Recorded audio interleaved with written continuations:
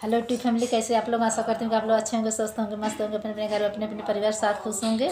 और देखिए, एक बहुत सुंदर पूर्वी गीत सुना रहे हैं हम लोग। बहुत बढ़िया गीत हैं, आप लोग सुनिएगा। ढेर सारा प्यार दुलार आशीर्वाद भरपूर दीजिए। चैनल पर नए हैं, चैनल को लाइक सब्सक्राइब करिए। कमेंट करके जरूर बताइएगा कि हम दोनों लोग का गाना आपको कैसा लगा।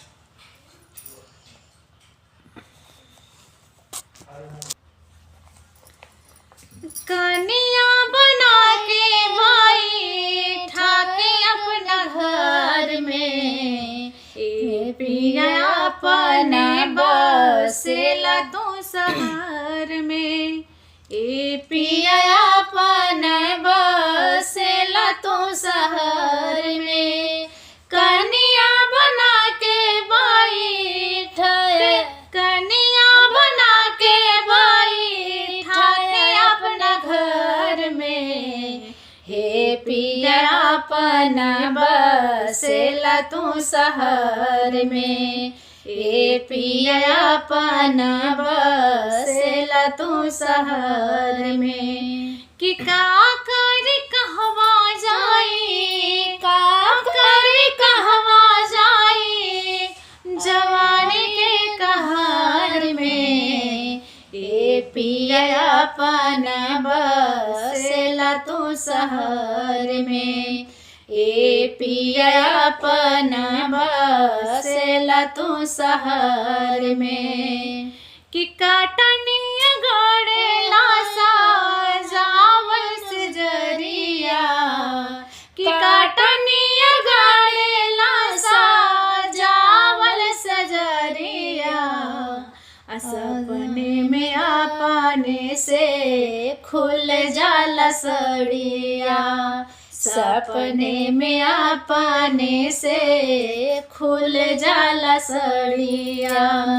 कि एक तानी माना रहती, कि एक तानी माना रहती हमारा हर में, ए पिया अपने बसेला तू शहर में, ए पिया अपने बसेला तू शहर में।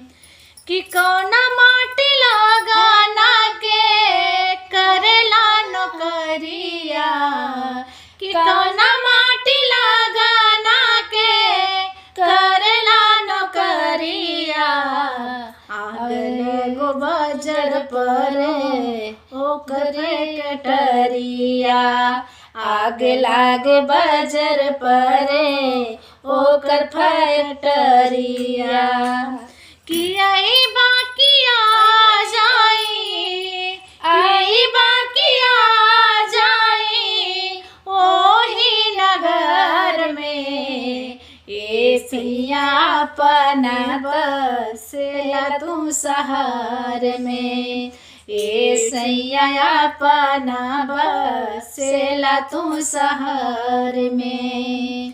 कि साग पात खा के जिंदगी बिताइबे, कि साग पात खाई के जिंदगी बिताईती, तोहरा ही कोरावा के सुख रोज पैती, कि तोहरा ही कोरावा के सुख रोज पैती।